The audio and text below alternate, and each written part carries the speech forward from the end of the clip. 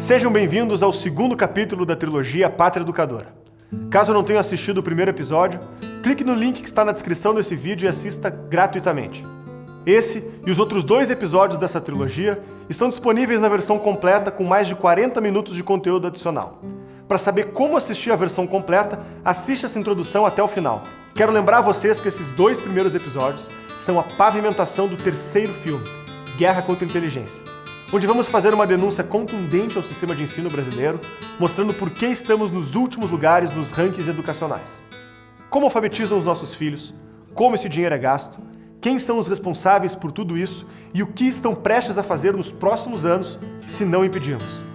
Temos um forte compromisso com a cultura e a educação do nosso país. Por isso disponibilizamos esse conteúdo gratuitamente. Fazemos isso sem receber R$1 do dinheiro público, muito menos do YouTube. Há quem pense que ganhamos muito dinheiro com o nosso canal. Isso não passa de um mito. Produzir o material que você está prestes a assistir gratuitamente custa muito dinheiro. Essa trilogia custou mais de R$2 milhões e o trabalho incansável de 20 pessoas durante um ano. Nós decidimos abrir o jogo com você.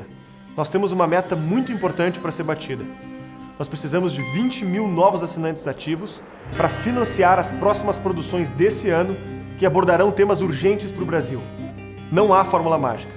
Sem novos membros ativos, a Brasil Paralelo fecha as portas. Em um momento como esse, isso realmente pode acontecer se você não tomar uma decisão. A boa notícia é que você pode fazer muito investindo pouco. No nosso Plano Patriota, o investimento é de apenas R$10. Isso é o que precisamos para ter você do nosso lado. É você quem vai decidir se estamos no fim ou no início dessa jornada. Sua assinatura não é uma doação. Ela também concede acesso à versão completa da trilogia Pátria Educadora, com 40 minutos adicionais de duração, que acompanha um guia de estudos completo com as principais teses do documentário, um mapa mental e a lista bibliográfica. Fornece acesso ao nosso grupo de membros no Facebook e no Telegram e também permite que você participe de encontros presenciais espalhados por todo o Brasil. Além disso, todo um mês você receberá um conteúdo inédito na sua conta. Eu garanto, você nunca pôde fazer tanto com R$10. E se chegamos nesse preço, é para que ninguém fique de fora. Caso não goste do conteúdo que você assinou ou mude de ideia por qualquer motivo que seja, tem 7 dias para solicitar o seu reembolso, sem precisar de nenhuma justificativa. É a sua decisão que vai permitir que a gente exista e continue trabalhando pelo futuro da cultura brasileira. Precisamos provar que é possível. Antes de começar o filme, pause agora o vídeo, clique aqui embaixo no link da descrição, conheça todos os planos da Brasil Paralelo e torne-se membro com apenas R$10. Muito obrigado por sua atenção e por honrar a nossa confiança. Fique agora com o segundo capítulo da trilogia Pátria Educadora e até breve.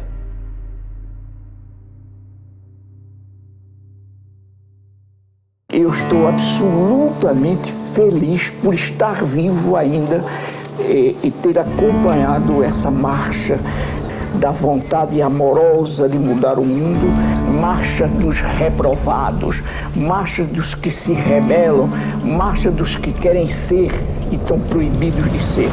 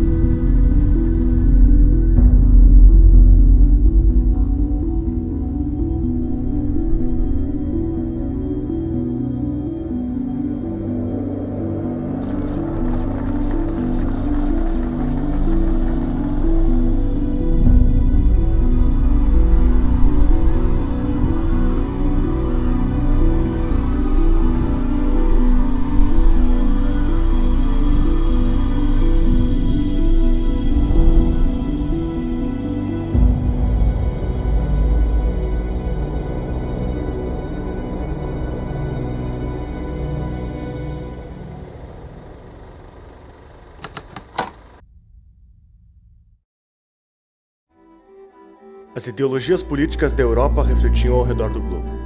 O Brasil não era uma exceção. Um golpe militar derrubou a monarquia e na instauração da República foi tocado o hino da Revolução Francesa. Com dimensões continentais, o Brasil era administrado de forma federativa. Os estados tinham autonomia em relação ao governo central. Uma dessas autonomias era a política educacional. Cada estado decidia como funcionava seu sistema de ensino. Foi só quando Getúlio Vargas fez sua revolução que foram criados os ministérios que permitiriam ao governo central expandir seu controle. Um deles foi o Ministério da Educação. A criação de um órgão centralizador do sistema de ensino nacional traria mudanças profundas na nossa história. Pense quais são as grandes autoridades no Brasil em matéria de educação antes dessa centralização burocrática. Você tem as igrejas católicas, praticamente todo o país. As melhores escolas, elas seguiam métodos católicos, Montessori, Dom Bosco, assim por diante. E os militares. Eram as escolas mais técnicas, geralmente com uma mentalidade positivista. Só que esta mudança não era especificamente para a doutrinação, mas tentava atender demandas reprimidas que o Estado brasileiro de fato possuía, como, por exemplo, índices muito expressivos de analfabetos, índices de pobrezas, enfim. Com essas ramificações, com essas demandas, nós vamos ter ao longo das décadas de 10, de 20 e de 30 do século XX, diferentes maneiras de conseguir responder a isso. E eu gosto de dividir essas maneiras em pelo menos 3 grandes escolas, 3 linhas de pensamento. A primeira linha seria a linha católica. No governo Vargas há um ressurgimento do catolicismo brasileiro, que agora buscava espaço também na política. O movimento católico tentava reestabelecer o ensino religioso no Brasil, apagado desde a monarquia brasileira. O segundo ponto de debate, de choque, ele será organizado basicamente pelos comunistas brasileiros, que também entendiam que o Estado brasileiro tinha que atender às suas demandas. A doutrina marxista também marcava presença no país. Fundado em 1922, o Partido Comunista Brasileiro seguia à risca as diretrizes estabelecidas pela Internacional Comunista, organizando frentes políticas, militares e culturais que perseguiam a Revolução. Vejam que aqui há um paradoxo. Nós temos um marxismo no Brasil que formou-se a partir de um entendimento do papel do Estado. Ou seja, nós não vamos ter aquela linha clássica de Marx em que o Estado deve ser superado. Nós vamos ter no marxismo brasileiro o entendimento que o Estado deve operar a política brasileira, tendo em vista que o Brasil não atingiu ainda as condições ideais para a supressão do Estado. Então os comunistas aqui estarão, que se formaram tendo uma leitura muito precária de Marx. Ainda que com um certo talento individual, por exemplo, do professor Vicente de Souza, que era um lógico, latinista, enfim, figuras como, por exemplo, um Graciliano Ramos, um Drummond. Mas este comunismo brasileiro é um comunismo muito incipiente, ainda com uma visão muito precária, inclusive do próprio stalinismo, do próprio leninismo. Mas nós vamos ter uma outra escola que ganhará força de uma maneira progressiva. Esta a chamada Escola Nova. A democracia precisa renascer a cada geração, e a educação é a sua parteira. As antigas ideias de Hegel, de uma filosofia com forte presença do Estado, exerceram profunda influência no mundo todo. Um dos casos mais importantes é o do americano John Dewey, fundador da pedagogia da Escola Nova e entusiasmado leitor de Rousseau, Kant e Hegel. Suas propostas baseavam-se numa educação pública, gratuita e laica, que prepara o país para o mercado de trabalho. Para Dewey, a educação servia para capacitar os alunos com habilidades técnicas e ensiná-los a viver adequadamente na sociedade. O John Dewey era um herdeiro da escola pragmática. Para o pragmatismo, o conhecimento praticamente não existe, só existem convenções. Então, qual é o sentido de um conceito, por exemplo? O sentido de um conceito é o sentido em que você vai usar o conceito. Então, se você define uma bola como isso, assim, assim, assim, não é porque a bola seja isso, é porque você vai usar a bola desta maneira. Tá certo? Então, tudo fica condicionado, vamos dizer, ao uso prático imediato. Então não há mais, a questão da veracidade não existe mais. Veracidade é apenas praticidade. A pedagogia da Escola Nova foi disseminada no Brasil por um de seus admiradores, Anísio Teixeira. A educação escolar é o processo pelo qual se distribuem adequadamente os homens pelas diferentes ocupações da sociedade. Influenciados pela filosofia de Dewey, um grupo de educadores brasileiros assina um manifesto para introduzir a pedagogia da Escola Nova no Brasil. Aquele documento que é o Manifesto dos Pioneiros da Educação Nova, ele, se você ler o texto, ele mostra várias tendências ali. Uma tendência muito forte é do Anísio Teixeira, defendia a ideia de uma educação pragmática, ligada ao trabalho, uma educação prática, etc. Então o Manifesto dos Pioneiros, ele junta um pouco essas ideias. Ele é uma expressão da necessidade de uma educação pública, uma educação basicamente laica, muito diferente da concepção tradicional da igreja, que a igreja tinha uma ideia muito tradicional, você tem que ensinar filosofia, religião, latim. Então, digamos, há um conflito aí muito grande. O Anísio era percebido como uma coisa terrível, porque ele era pragmático, ele era americano. Isso era muito contra o pensamento católico. Essa escola nova se desviou muito do conhecimento do que é uma criança humana completa. É um movimento meio sentimental de educar. O aprendizado tem que ser lúdico, a criança tem que aprender brincando. Enfim, é uma visão sentimental da educação que gera crianças tão muito fracas e se perde, vamos dizer assim, a busca do conhecimento e do estudo. Então, a escola nova é mais uma forma disfarçada de manipulação popular através dos sentimentos. É isso a educação da escola nova. Então, como é que você pode apoiar um movimento desse em que você percebe que justamente através desses movimentos houve um decréscimo cada vez maior das escolas e do aprendizado e dos resultados que estão aí para nos dizer o resultado dessa escola nova. Então, mas eu perguntei, e aí, a matemática, e aí a história, e aí a geografia, e o português? Isso aí não é tão importante mais, agora o importante é o método, não tanto o conteúdo. E quando o método começa a privilegiar o conteúdo, acaba a escola. Isso foi o que aconteceu com a escola nova.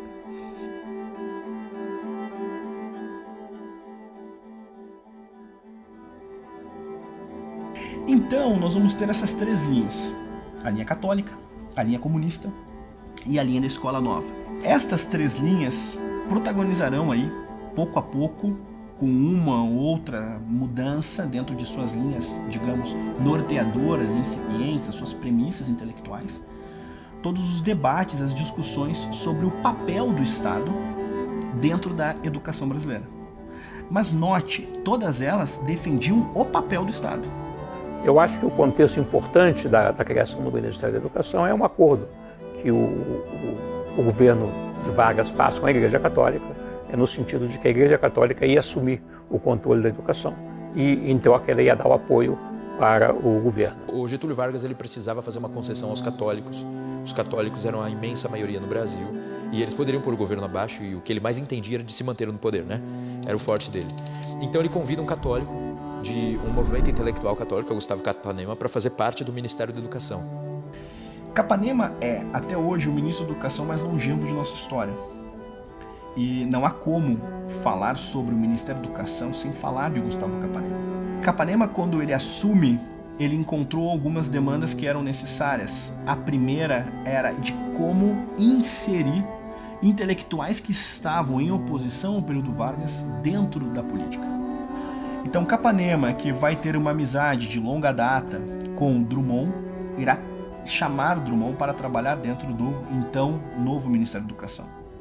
Convidará também Graciliano Ramos para trabalhar, convidará Portinari para trabalhar, enfim, comunistas clássicos do Brasil com os seus diferentes trabalhos artísticos. Eles irão conseguir atender essas demandas desses grupos bem heterogêneos. Por exemplo, o ensino religioso de fato irá voltar. Nós vamos ter, por exemplo, uma liberdade de ensino que atendia muitas das demandas dos comunistas. Nós vamos ter uma presença de um ensino técnico, como, por exemplo, atendia uma das demandas de Anísio Teixeira da Escola Nova. Ele conseguia ter esse tipo de desenvolvimento. Ele se mantém no Ministério da Educação até a saída de Getúlio Vargas, nessa primeira transição, até assumir Dutra. Quando o governo JK e mais na sequência o governo Jango se consolidam dentro do aparelho estatal, mudarão apenas os atores. Mas o teatro, de fato, ele estará ali, devidamente armado. Por exemplo, sairá Pedro Calmon e entrará a posteriori Darcy Ribeiro. Entrará a posteriori Paulo de Tarso. Mas o aparelho estatal, de fato, ali está. E é interessante citar, por exemplo, Paulo de Tarso, porque Paulo de Tarso, desfrutando de um aparelho estatal que o antecede, foi o ministro da Educação que deu a Paulo Freire a magnitude da experiência de Angicos.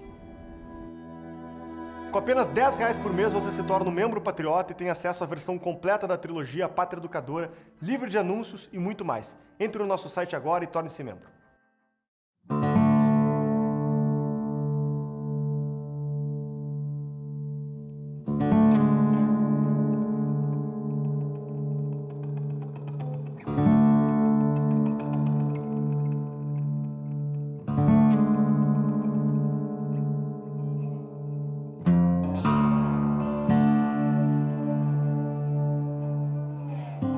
Em primeiro lugar, eu sou Paulo Freire, eu nasci no Recife há muito tempo atrás. Nasci numa família de classe média, bem comportada, me sentia muito bem, muito feliz dentro da família. Na relação com meu pai, na relação com minha mãe, com meus irmãos, com meus parentes, afinal. Nasci numa casa com um quintal longo, largo, cheio de frutas e de fruteiras e de passarinhos cantando. No período no fim dos anos 20, eu nasci exatamente em 21, a minha família sofre o impacto, como outras, o impacto da grande depressão econômica de 29 e 30. E essa coisa afetou mais ou menos a vida normal da família nossa. Um pouco mais à frente, o pai de Paulo Freire irá morrer. E a alfabetização de Paulo Freire, ela será marcada por esse luto e por essa dificuldade financeira. Paulo Freire tem méritos, por exemplo, a maneira como ele conseguiu alfabetizar-se. Em vários segmentos, ele serve como um exemplo de esforço humano. A maneira como ele entrou na faculdade, a maneira como ele conseguiu graduar-se na faculdade de Direito.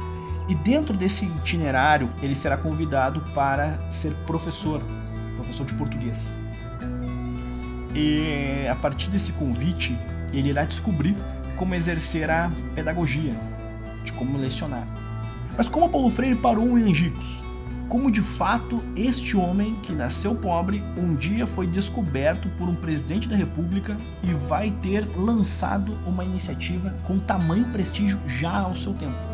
Paulo Freire, dentro do SESI, ele começará a lançar essas teses, essas experiências sobre desenvolvimento pedagógico. Ele vai chamar a atenção de um deputado federal no Rio Grande do Norte e ele será convidado a desenvolver uma política de alfabetização de adultos. E a partir desse desenvolvimento ele vai para Angicos. Em Angicos, uma pequena cidade no sertão do Rio Grande do Norte, à beira da antiga estrada de ferro, começaram uma revolução. É uma revolução de verdade, séria, bem organizada. Sua primeira fase durou apenas 40 horas. O alvorecer de autêntica reforma de base que está repercutindo em todo o Brasil e que possivelmente logo envolverá o país inteiro. Angicos é uma cidade típica do Rio Grande do Norte, onde mais de 75% dos adultos vivem e morrem na pobreza e no analfabetismo. E entre os restantes, grande parte só sabe ferrar o nome na hora de votar, incapaz de ler o que escreveu. A Revolução de Angicos foi iniciada para acabar com o analfabetismo, o problema básico do Estado. Para tirar do escuro aquela gente. Voluntários sacrificaram as férias e o conforto de Natal para começar o processo revolucionário da educação. Vieram ao sertão para ajudar a salvar o Brasil com honestidade.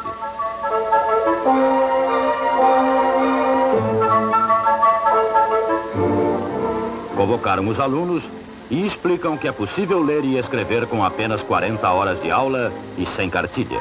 Integraram-se no grupo, ouviram os seus problemas, recolheram um vocabulário básico da região, instalaram as salas de aula nas casas maiores Trouxeram cadernos, lápis, lampiões de querosene e também ânimo e a verdadeira esperança.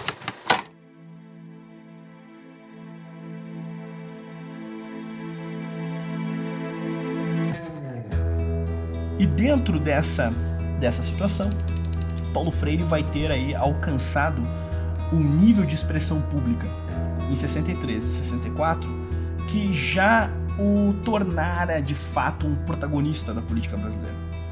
Porque note, o que é interessante é que na abertura de Angicos, o governador do Rio Grande do Norte lá estará, e no encerramento da experiência de Angicos nós vamos ter todos os governadores do Nordeste, mais a presença de João Goulart e também a presença de Castelo Branco. Castelo Branco, general, próximo presidente do Brasil, ele de fato estará também na experiência de Angicos. Nós temos ali o aparelho estatal já constituído e início do ano de 64, em janeiro, a consolidação do chamado plano de alfabetização embasado nas teses de Paulo Freire. Castelo Branco viu isso e já atento não só à política nacional de educação do governo Jango, desenvolvida em janeiro de 64, mas ele já percebeu, aqui nós temos um problema. E eu sou, então, afastado da minha atividade da universidade, sou preso, afinal de contas me aposentam quando eu não tinha nem tempo de serviço, nem doença, nem queria me aposentar, e eu fui aposentado sem consulta nenhuma. A ditadura considerou, a ditadura militar de 64, considerou, e não só considerou, mas disse por escrito, publicou, que eu era um perigoso subversivo internacional, um inimigo do povo brasileiro e um inimigo de Deus. Quer dizer, ainda arranjaram essa carga para mim de ser inimigo de Deus. Há um Paulo Freire que eu tendo a respeitar, tendo a entender melhor. É o Paulo Freire do começo de sua trajetória. Eu imagino que alguém com o perfil dele, vivendo onde viveu, convivendo com as lideranças políticas, conviveu no ambiente político e social e econômico do Nordeste brasileiro, com a presença de líderes de esquerda que foram significativos no seu tempo. Então eu não me surpreendo que alguém com a formação dele se deixasse seduzir pelo ambiente político da época, não é, para tomar um rumo à esquerda.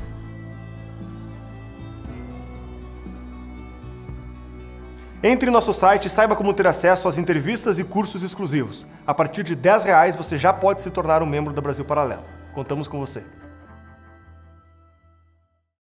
Durante o exílio de Paulo Freire, acontecimentos do outro lado do globo tiveram forte influência sobre a sua pedagogia. Por milhares de anos, a China viveu um sistema de divisão de castas. Até o ano de 1905, todos que quisessem ingressar na casta superior deveriam ser aprovados na prova imperial que permitia acesso aos cargos públicos. Foi a partir dessa herança que Mao Tse-tung ressignificou a dialética hegeliana, materializada por Marx e reinterpretada à luz de Lenin. Na sua obra A Contradição, Mao afirma que, na sociedade, as mudanças são devidas principalmente ao desenvolvimento das contradições que existem no seu seio, isto é, a contradição entre as forças produtivas e as relações de produção, a contradição entre as classes e a contradição entre o novo e o velho. É o desenvolvimento dessas contradições que faz avançar a sociedade. Mao observou que a natureza da revolução é a aceleração da história, que deveria ser feita através da manipulação dos contrários.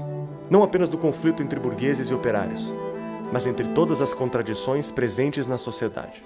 Em posse dessas ideias, Mao Tse-tung liderou a Revolução Comunista da China, estatizando as fazendas do país e promovendo o trabalho forçado no programa chamado Grande Salto para Frente.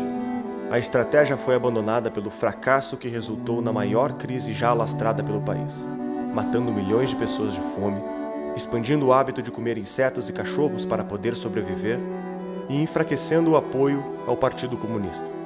Foi quando Mao deu início à Revolução Cultural Chinesa, alegando precisar limpar os hábitos que perpetuam a velha cultura da China e não permitem que a revolução prospere. A Revolução Cultural Chinesa consistia justamente na troca de todo um sistema educativo por outro, né? E os agentes iniciais de transformação foram os próprios estudantes. Eles foram incentivados a contestar os próprios professores, a ridicularizar os professores, né? E fazer com que houvesse essa pressão, né, interna para a transformação do sistema educativo. A ideia era que, daquele sistema tradicional, o sistema chinês adotasse um sistema moderno, europeu de caráter marxista. A ideia era manter o fervor popular, perseguindo professores, intelectuais e dissidências do partido. As escolas e os professores foram acusados de fazer forte apologia à cultura tradicional e ocidental. Todos os ambientes da sociedade precisavam ser transformados em um campo de reeducação, para que a ideologia pudesse entrar na alma de todos os chineses e ninguém ficasse de fora do programa do Partido Comunista. Mao intensificou o terror da sociedade. Escolheu como seu primeiro instrumento de terror jovens das escolas e universidades. Em 18 de junho de 1969, muitos professores e funcionários da Universidade de Pequim foram arrastados diante da multidão e maltratados. Seus rostos foram pintados de preto e puseram chapéus de burro em suas cabeças. Forçaram-os a ajoelhar, alguns foram espancados e as mulheres sexualmente molestadas. Episódios semelhantes se repetiram em toda a China, provocando uma cascata de suicídios. Esses eventos tiveram uma grande influência mundial. O Partido Comunista Francês chegou a declarar apoio à Revolução Cultural da China.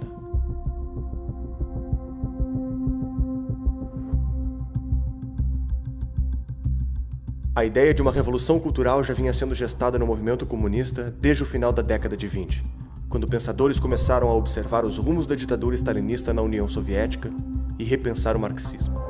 Grupos de intelectuais discutiam a diminuição dos argumentos econômicos e a adesão pela reforma daquilo que entendiam como verdadeiro motor da história, a cultura. Com a disseminação da Revolução Cultural Chinesa, essas ideias ganharam exemplos práticos e entusiasmaram parte da intelectualidade europeia. A França vivia a década do pós-guerra e seu presidente sofria duro enfrentamento da oposição socialista. Foi em 1968 que a história da educação marxista sofreu seu ponto de inflexão.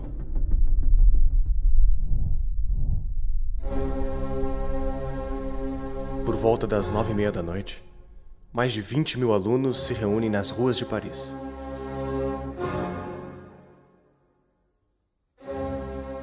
O clima de revolta insufla os ânimos.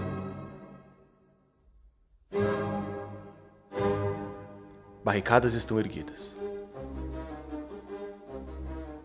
A polícia ronda os estudantes. E às 2h15, o conflito começa. Gás lacrimogêneo, coquetéis Molotov e pedras voando transformaram a noite das barricadas em um marco histórico.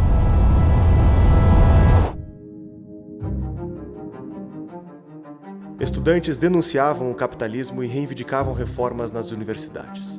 Em pouco tempo, as pautas cresciam e motivavam protestos cada vez maiores. Acalorados debates de intelectuais e militantes começavam a dividir ideologicamente os protestos. Estudantes começam a exigir a renúncia do presidente e a convocação de eleições gerais. Em poucos dias, Paris transformou-se em um palco de confronto entre policiais e manifestantes, paralisando milhões de trabalhadores numa greve sem precedentes. Um dos símbolos do protesto foi o Livro Vermelho de Mao Tse-tung.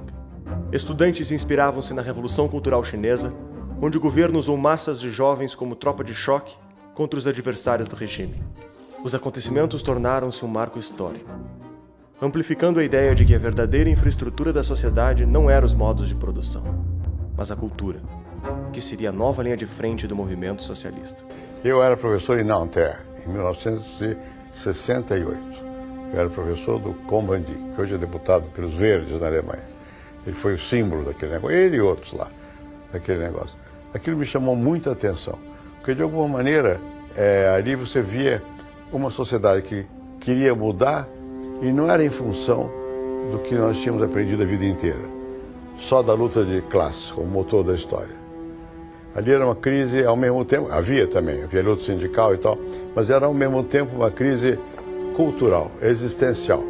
Eu estava vindo do Chile naquela época, onde era Guevara que predominava, né, guerrilha, o anti-imperialismo, a luta de classe. E na Terra não era nada disso, é proibido proibir. O amor é livre.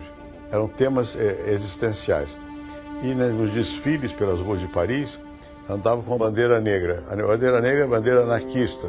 Eles nem sabiam o que era. E a Internacional Socialista Comunista diz assim, de pé ou famintos da terra. Eles cantavam isso. Nanterre ficava situada na zona rica da França, perto de Sezème, que é um quartier rico de Paris. Então não tinha nada a ver. Mesmo os trabalhadores que fizeram greve também, na França, não eram os trabalhadores esquálidos da América Latina, eram gordinhos. E cantavam de pé ou famintos da terra. Havia uma certa desconexão. Desta época, não restou apenas a história, mas toda uma nova era das ciências sociais. Até hoje, os pensadores envolvidos direto ou indiretamente com Maio de 68 são autores prestigiados na academia, que lideram a produção intelectual das universidades brasileiras e inauguram uma bibliografia absorvida pelas nossas instituições de ensino.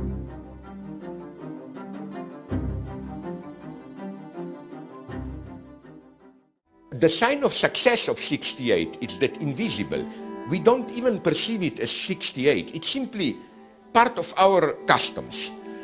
The other thing is that 68 was the last big attempt of questioning the fundamentals of our way of life, like, is capitalist system the ultimate horizon? 68 was the last moment when people, not just 10 surviving Marxist dinosaurs, were asking this question. 68 fue un movimiento anárquico de destrucción de la autoridad, de las jerarquías, en nombre de un ideal que parecía muy generoso, que era la igualdad, ¿no? Había que respetarlo todo, había que desaparecer toda forma de jerarquías que estableciera una superación, una discriminación, una calificación de las culturas o de los saberes. Pero ese ideal generoso, ¿en qué se ha traducido? Se ha traducido en una confusión en la que ya es muy difícil hacer ningún tipo de calificación o clasificación de la obra artística, por ejemplo, pero también de los sistemas de pensamiento e incluso de los valores morales, de los valores cívicos. Y eso nos ha llevado a la extrema, digamos, confusión que caracteriza a nuestra época. For a start, the thing that most struck me about those students in the street was the sentimentality of their anger. It was all about themselves. It wasn't about anything objective. Here they were, the spoiled middle-class baby boomers who'd never had any real difficulty to cope with, shouting their heads off in the street, burning the cars belonging to ordinary proletarians whom they pretended to be defending against some imaginary oppressive structures erected by the bourgeoisie. The whole thing was a complete fiction based on the antiquated ideas of Karl Marx, ideas which were already redundant in the mid-19th century. They were enacting out, if you like, a self-scripted drama in which the central character was themselves.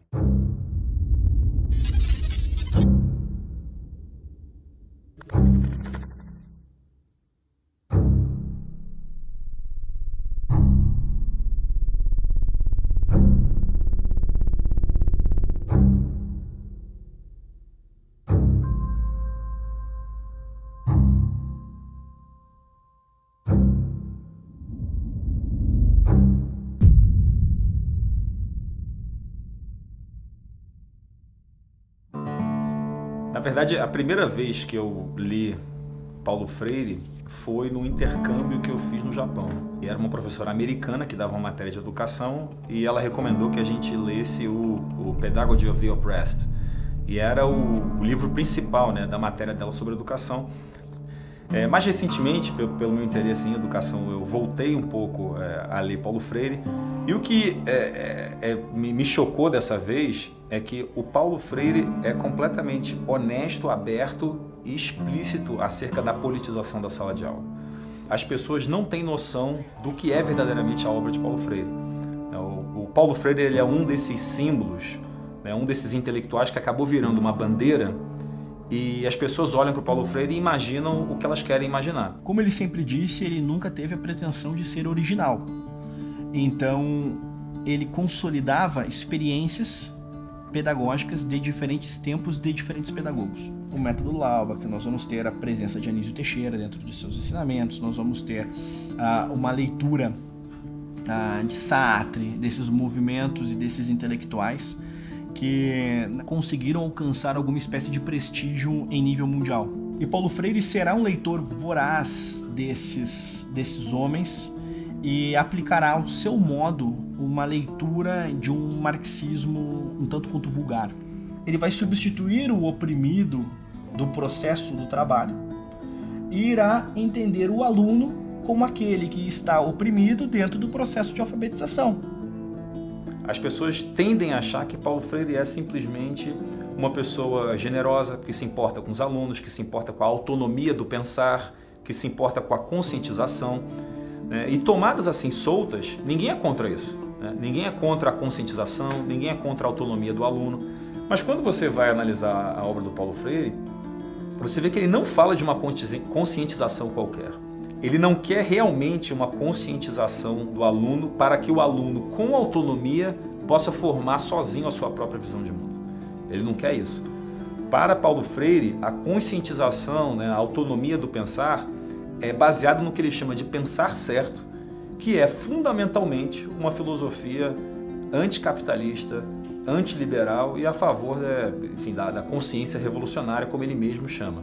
Paulo Freire diz assim, na página 58, como poderiam os oprimidos dar início à violência se eles são o resultado de uma violência? Se você descreve a ordem capitalista como uma ordem de opressão e de violência, você está, não é nem indiretamente, diretamente você está dizendo que a violência contra essa ordem é uma legítima defesa. E na página 233, que para mim é uma das frases mais macabras de Paulo Freire, ele diz assim: a revolução é biófila, é criadora de vida, ainda que, para criá-la, seja obrigada a deter vidas que proíbem a vida. Então a revolução ama a vida, mas de vez em quando você precisa tirar umas vidas. Mas não é qualquer vida, só que proíba a vida. E quem vai dizer? A revolução. Por isso que eu chamo a pedagogia do oprimido como mini manual do guerrilheiro educador.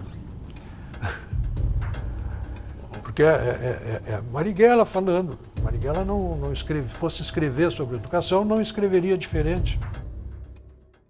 E aí, ele começa a falar do Che Guevara, né, que Che Guevara teve de lidar com isso, né, com pessoas que saíram, desertaram a guerrilha e foram denunciadas. Ele diz assim, na página 231, algumas vezes no seu relato, ao reconhecer a necessidade da punição ao que desertou para manter a coesão e a disciplina do grupo, reconhece também certas razões explicativas da deserção.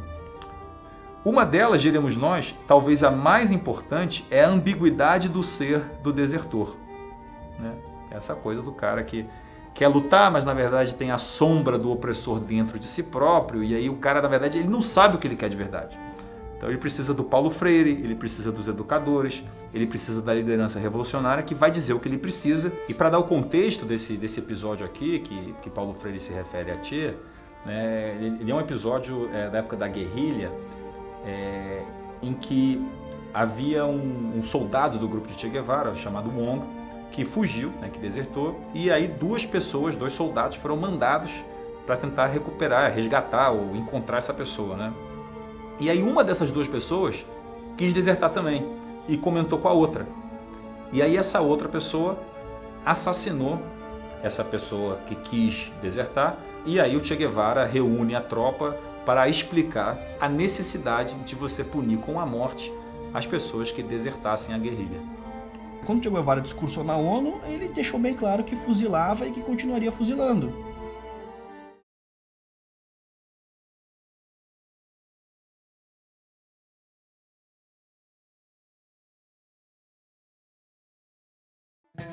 Para Paulo Freire, todavia, Che Guevara foi definido como um sinônimo de amor. Isso é muito interessante porque ele com uma formação católica, ele sabia muito bem, que ele não era ignorante nesse aspecto, que Deus se definiu como amor. Nós vamos encontrar em uma das cartas a João que Deus se define como o amor. Se Che Guevara é sinônimo de amor, logo Che Guevara é sinônimo de Deus, o Paulo Freire. E uma vez que ele era um neomarxista à brasileira, um marxista vulgar, nós vamos entender que para Paulo Freire a assimilação do marxismo era justamente nesse tipo de característica. Ou seja, uma característica messiânica, em que aqueles que atuam na praxis, eles atuam dotados de poderes que os fazem transcender.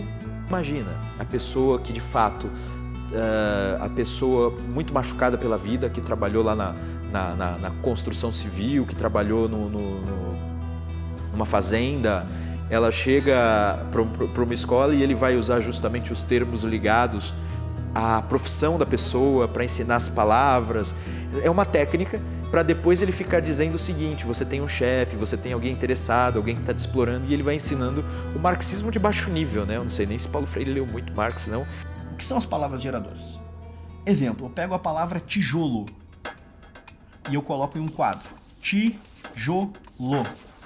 E eu começo um processo de apagar sílabas e letras e vou estimulando que os alunos acessem o que está faltando, acessem os sons, enfim. É uma maneira particular de trabalhar a escrita com a leitura e com a memória fotográfica dessas experiências.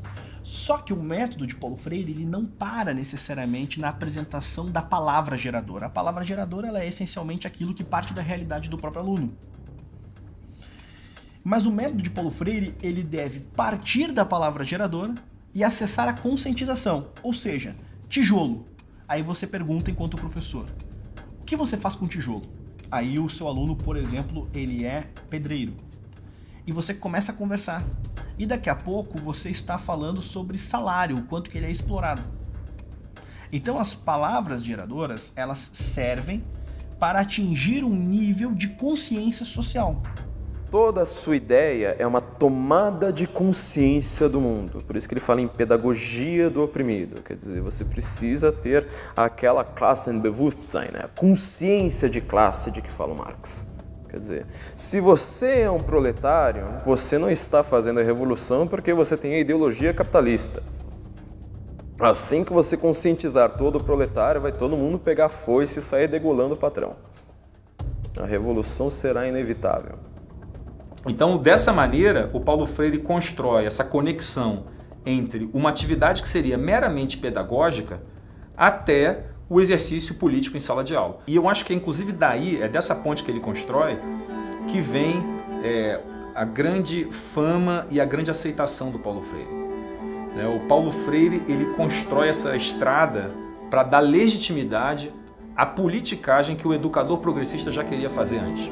Ele cria um álibi, ele cria um pretexto para você poder falar de política dentro da sala de aula.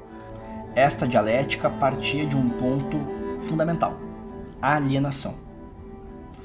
Este aluno alienado é o aluno que carrega um hospedeiro burguês. E cabe ao professor retirar este hospedeiro, dar consciência para aquele aluno, independentemente da classe social desse aluno. O Paulo Freire introduz o conceito de consciência crítica. E essa palavra crítica vira uma moda. A partir daí você vai vendo as pessoas serem reputadas por inteligentes, gritando, reclamando de problemas políticos. O Adler diz claramente, a crítica é uma terceira etapa. A primeira etapa você tem uma visão panorâmica. Você entende o quadro. A segunda etapa você analisa, você entende partes constituintes, detalhe por detalhe. Só numa terceira etapa você vai criticar. O Paulo Freire, ele vende a ilusão de que basta você entender que alguém te explora e começar a vociferar isso em público que você é inteligente. E aí você vê muita gente ficando crítica, sem ter entendido. O que acontece é que Paulo Freire vai ter uma leitura muito particular de Rousseau, e dentro dessa confusão do Emílio de Rousseau em Paulo Freire, nós teremos, com um pouco mais de Emmanuel Mounier, com este neomarxismo vulgar, uma visão que o professor deve ser um facilitador, não para uma aprendizagem do que há de mais alto, mas para a obtenção de uma consciência social. Se existe alienação, e a escola deve exercer um papel sine qua non para transformar este alienado em agente da praxis, logo este aluno deverá agir na sociedade, seja esta sua família ou ambiente civil, o ambiente público, o ambiente comum. A revolução cultural toma a sociedade em reconstrução em sua totalidade, nos múltiplos quefazeres dos homens, como campo de sua ação formadora. Você vê que a revolução cultural, para reconstruir a sociedade em sua totalidade, isso aqui é o típico pensamento totalitário. Paulo Freire vai ter citado o Mao Tse Tung na Pedagogia do Oprimido, quando ele vai ter ali manifestado certo entusiasmo com práticas da Revolução Cultural Chinesa. A conhecida frase de Paulo Freire, de que não há saberes que sejam definidos como errados, é uma frase que, dentro do conjunto intelectual de Paulo Freire, ela apresenta uma incoerência. Paulo Freire não respeitava os saberes que ele entendia como burgueses.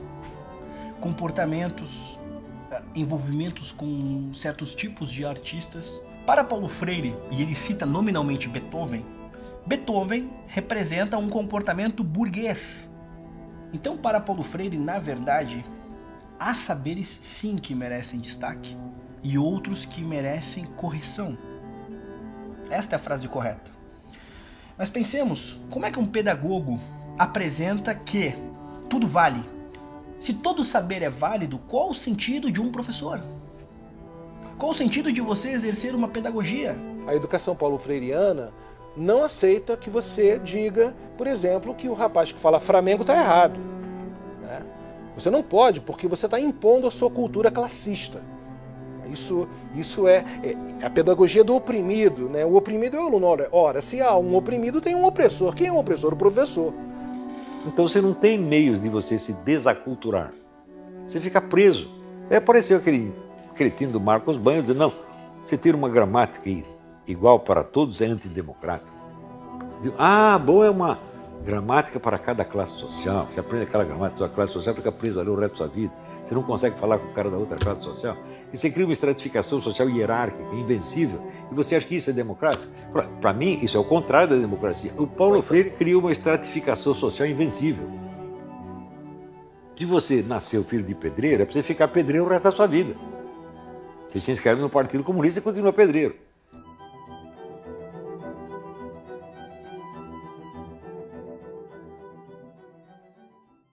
A primeira vez que eu li a carta de despedida de Machado de Assis a Nabuco, eu estava em um trem lotado,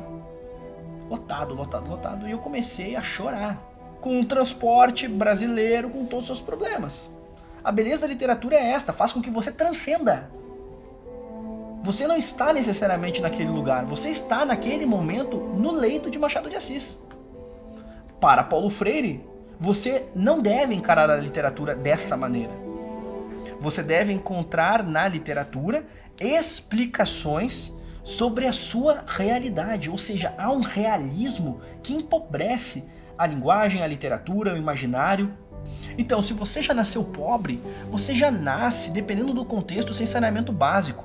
E você tem um pedagogo que determina que a sua vida deve ser restrita àquilo. Então você nasce com cheiro de esgoto, você vai para a escola e vai refletir sobre o cheiro de esgoto. Você vai ter passado anos sobre o cheiro de esgoto. E a sua vida vai ser pautada apenas sobre o cheiro de esgoto. E veja, eu não defendo uma pedagogia que aliene o aluno. Muito pelo contrário. As intenções da Revolução Cultural Chinesa estavam expressas na pedagogia de Paulo Freire, que buscava transformar as escolas em um ambiente de consciência revolucionária. Todos os professores deveriam pensar sobre isso. Olha, quer sejam freirianos ou não, mas ele tinha um convite para ir para a Europa e ele tinha um convite para ir aos Estados Unidos. Ele foi aos Estados Unidos, em Harvard, e dessa experiência de um ano, numa das 2 melhores universidades norte-americanas, ele se refere dizendo que esteve na toca do bicho. Como pode ser educador uma pessoa que visita uma universidade como Harvard e diz que esteve na toca do bicho. Como que uma pessoa com esta incapacidade de ver a realidade, de reconhecer aquilo que é bom, aquilo que produz bom resultado, aquilo que agrega conhecimento, e continua vendo a educação com os mesmos olhos e chama de toca do bicho, como se ali estivesse o fator de destruição do quê, Paulo Freire? Do quê? Vou aqui apresentar 2 empregos que Paulo Freire teve durante seu momento de exílio, que são os seus grandes empregos.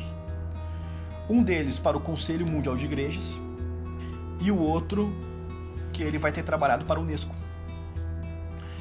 No Conselho Mundial de Igrejas, Paulo Freire teve a oportunidade de percorrer diferentes países. Ele fez mais de 100 viagens, disseminando o seu pensamento, tendo obras traduzidas, tendo a oportunidade de utilizar países africanos para aplicar o seu método. Mas note, aqui nós temos já um ponto que explica, em alguma medida, o próprio prestígio internacional de Paulo Freire. Porque note, Paulo Freire não foi um intelectual que foi conhecido por alguém da academia norte-americana, por exemplo, e a partir dessa experiência literária, textual, intelectual, este começou a propagá-lo. Paulo Freire não teve esse itinerário um pouco mais, digamos, tradicional. Paulo Freire, ele, de uma maneira um tanto quanto arbitrária pelo próprio Conselho Mundial de Igrejas, começou a viajar vários países com as suas obras traduzidas, com auditórios preenchidos, com espaços em salas de aula, com uma entrada pela porta da frente em várias universidades. Enfim, Paulo Freire, ele foi alguém que chegou pronto nesses espaços. Não foi alguém que foi descoberto. Uma vez que Paulo Freire, neste final de década de 60, década de 70, está se popularizando dessa maneira, o brasileiro médio recebia tudo isso, todos esses louros, esses títulos, de uma maneira muito eufórica.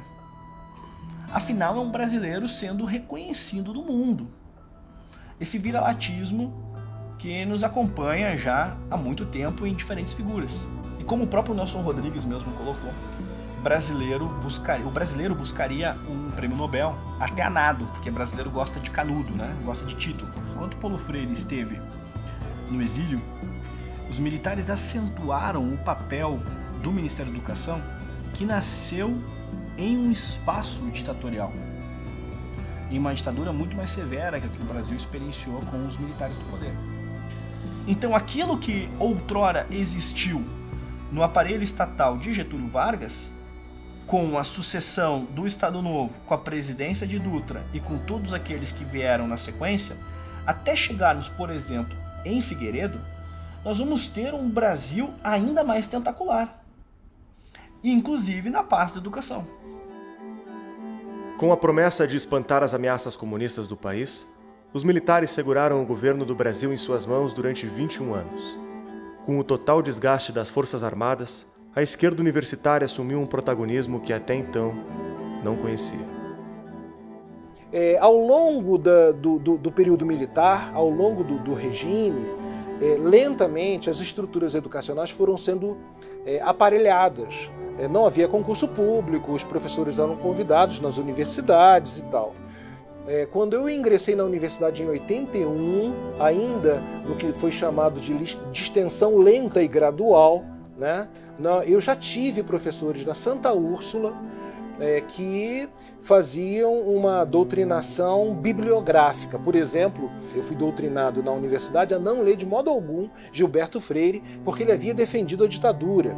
Então, o professor em sala de aula, ainda no regime militar, não, vocês não leiam Casa Grande Senzala. Evidentemente, você tem a repressão. Não é? Quer dizer, você tem o decreto 477, que já chamava, que é um decreto-lei que ele criava um clima de muita perseguição em cima de estudantes que podiam ser demitidos, expulsos das universidades, professores. Você tem muitas cassações de professores que são postos para fora da universidade por ratos do governo. Eu acho que o domínio da esquerda nas universidades se caracterizou de forma mais evidente a partir da Guerra Fria, assim, que aqui no Brasil significou a ditadura, que foi a Guerra Fria no Brasil. Agora, se você for para trás, se você for para a Europa, por exemplo, e você pensar antes da Segunda Guerra Mundial, por exemplo, no período entre as duas guerras, em que você já tem, grosso modo, as ciências humanas, já era parceira do projeto soviético, inclusive teve gente como Sartre, Simone de Beauvoir, ficou defendendo a violência soviética anos e anos, porque quando veio a Guerra Fria, na Europa, a maior parte dos intelectuais estava do lado da União Soviética. Então, assim, não foi propriamente a ditadura que inventou o intelectual de esquerda. Não tiveram a percepção que o ovo da serpente se encontra na educação. O Brasil tem uma longa tradição de esquerda, desde o início do século com os anarquistas, desde a década de 30 com a expansão do comunismo, da União Soviética, né? A história registra espiões enviados ao Brasil para participar da Revolução, houve a intentona comunista e tal. Mas a coisa se intensificou, de fato, no início da década de 60. A grande revolução cultural, né?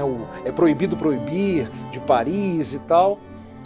E aqui no Brasil foi decidido pelas esquerdas esse ataque à educação, à cultura. Enquanto Paulo Freire esteve fora do Brasil, seus textos aqui circularam. Ele foi alçado a um protagonismo ainda maior pelo Conselho Mundial de Igrejas no exterior. Então, censurado no papel, sim. Todavia, na prática, na realidade, não era o que acontecia. E ficaram tanto tempo no poder com a justificativa de limpar o Brasil, em aspas, do comunismo, e deixaram tudo preparado para os comunistas, né? É absolutamente falso dizer que as nossas Forças Armadas libertaram o Brasil do comunismo. Absolutamente falso. E foi exatamente um período de infiltração, onde efetivamente começou a tomada do espaço acadêmico brasileiro, especialmente nas universidades federais, por intelectuais de esquerda. Muitos que saíram daqui, por motivos políticos, foram fazer seus cursos na Europa, se especializaram, voltaram e passaram a ocupar cátedras aqui. Ele vai ter se popularizado de uma maneira bastante expressiva, como raríssimos intelectuais no Brasil conseguiram de fato ser assim. Ele era um intelectual público de muito prestígio, com uma comunicação com jovens muito acentuada. Ele tinha uma relação direta e indireta com muitos constitucionalistas da Constituição de 88. Enfim, Paulo Freire tinha uma leitura política muito bem acabada, que ele desenvolveu em parceria com homens como José Dirceu, Lula, Frei Beto, Dom Paulo Evaristo Soares. Quando Paulo Freire volta ao Brasil, Fernando Henrique Cardoso disse: alguém precisa contratá-lo, alguém precisa. Paulo Freire foi contratado pela Unicamp, foi contratado pela PUC. A PUC, quem o contratou? Dom Paulo Evaristo Soares, que é um dos maiores disseminadores da teologia da libertação no Brasil. E Paulo Freire, ele não vai mais interpretar a pedagogia brasileira, ele vai envolver-se. E esse envolvimento se acentua com a fundação do próprio Partido dos Trabalhadores.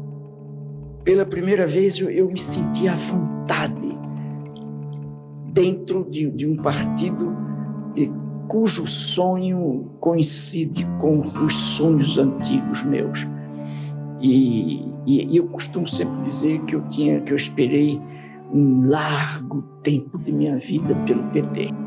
Narra a viúva de Paulo Freire que o Lula sempre reconheceu que Paulo Freire é um dos fundadores mais importantes da história do PT. O que nós vamos ter? 85, processo de redemocratização, o PT já é um partido de fato consolidado. E com as eleições de 88, nesse limiar 89, Erundina vence em São Paulo e ela convida... Paulo Freire foi secretário de Educação da Luísa Erundina. Seu grande maior legado é a coisa de que a esquerda mais tem vergonha em todo o Brasil: a aprovação automática. Quer dizer, mesmo que você não tenha aprendido nada, você sai da primeira série e vai para a segunda. Você sai da segunda e vai para a terceira. Assim você chega na oitava com conhecimento de primeira série e está sendo aprovado e sendo aprovado assim por diante. E dentro dos alunos mais celebrados de Paulo Freire na execução da Secretaria de Educação, nós vamos ter ele alçando Mário Sérgio Cortella, Marta Suplicy e outros. Marta Suplicy também foi prefeita de São Paulo.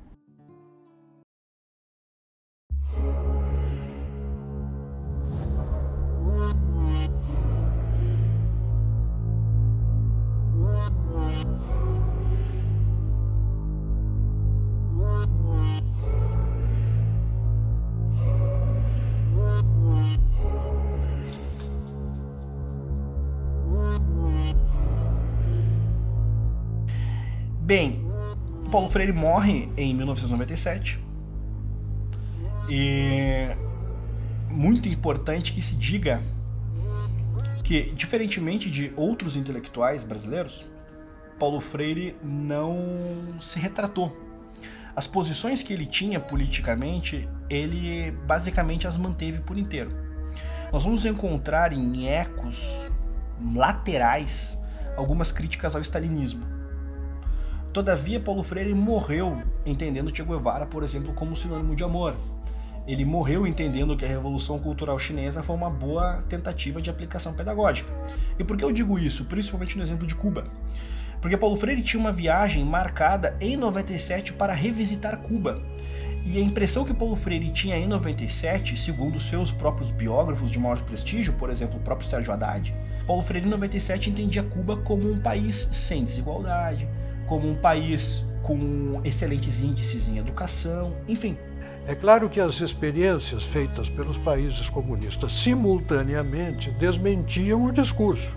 O que eu não entendo é que, passado tanto tempo, esse discurso e essa personagem continue a mobilizar, a inspirar e se tenha transformado em um mito dentro da educação brasileira, um ser quase, uma divindade quase intocável. Não? Escrever contra Paulo Freire suscita iras cósmicas.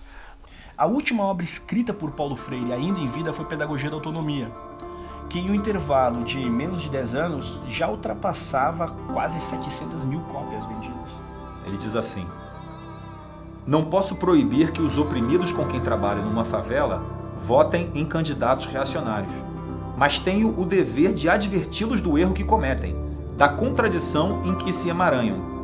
Votar no político reacionário é ajudar a preservação do status quo.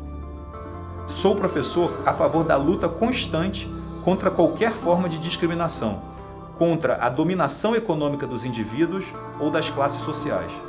Sou professor contra a ordem capitalista vigente, que inventou esta aberração, a miséria na fartura. Ainda nesse tema de que o professor deve trabalhar a conscientização e deve ser o exemplo também dessa conscientização, Paulo Freire diz o seguinte: que podem pensar alunos sérios de um professor que, há 2 semestres, falava com quase ardor sobre a necessidade da luta pela autonomia das classes populares e hoje, dizendo que não mudou, faz o discurso pragmático contra os sonhos e pratica a transferência de saber do professor para o aluno? Vamos analisar. Primeiro ele fala assim: o que os alunos podem pensar de um professor que falava com ardor sobre a necessidade da luta pela autonomia das classes populares? Aí vamos parar aqui. O que o professor está fazendo em sala de aula falando sobre a necessidade de luta das classes populares? Esse é o primeiro ponto, né? E o segundo ponto é o seguinte: é esse professor dizendo que nada mudou, agora faz o discurso pragmático contra os sonhos e pratica a transferência de saber. Quer dizer, e agora está ensinando. olha assim, a inversão completa. Quer dizer, ele está criticando o professor que resolveu parar de falar de política e ensinar.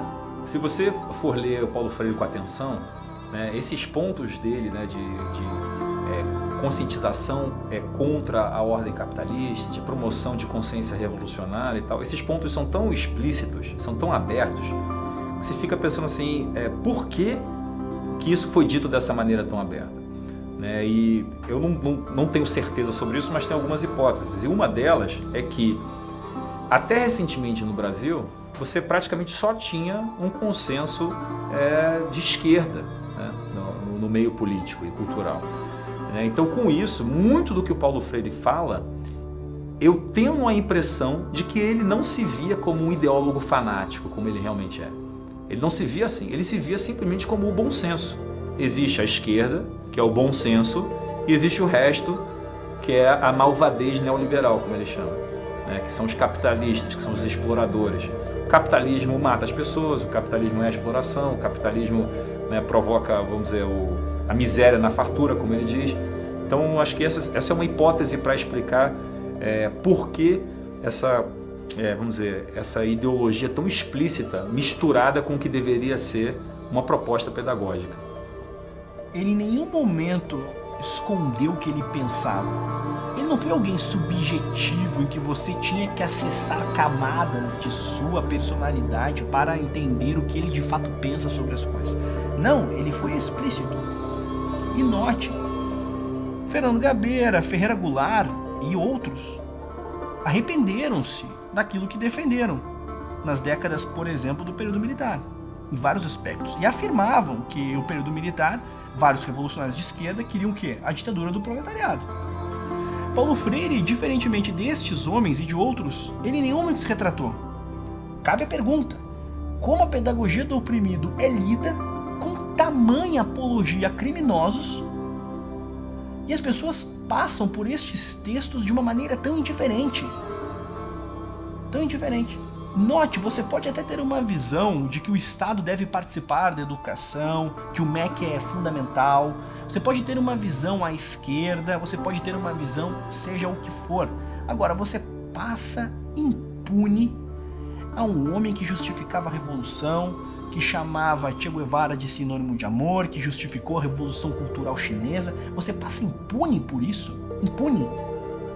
Coloque-se no lugar de um desses homens que de fato, ao longo das décadas, sofreram com esse tipo de tirania, com essas tiranias. A própria ideia de discutirmos Paulo Freire, ela já é em si um problema. Porque note, ele defendeu genocidas e morreu defendendo genocidas. Ele tem uma escultura ao lado da escultura de Mao Tse Tung. Qual o mérito nisso? Você tem uma escultura ao lado de Mao Tse Tung, e esta escultura é celebrada por muitos freirianos. Eu teria vergonha do meu maior intelectual, do meu símbolo pedagógico, ter uma escultura ao lado de Mao Tse Tung, o maior genocida da história da humanidade. O maior genocida da história da humanidade. Isso é bom de ser dito sempre. E é celebrado como se fosse o maior gênio da pedagogia que o Brasil foi capaz de produzir e ainda é capaz de produzir. Porque ele é tratado de modo quase insuperável. Ouse questioná-lo. Que intelectual é este que você não pode questionar? Que trabalho intelectual é este que você não pode questionar? Paulo Freire questionava Beethoven, questionava Platão, mas o seu pensamento não pode ser questionado. Se fôssemos um país saudável, reitero isso, Paulo Freire não seria debatido. Debateríamos o quê? Entendimentos sobre sistemas pedagógicos, sobre o papel do Estado na educação, enfim, debates elevados sobre temas elevados. Ele é debatido porque somos um país socialmente doente.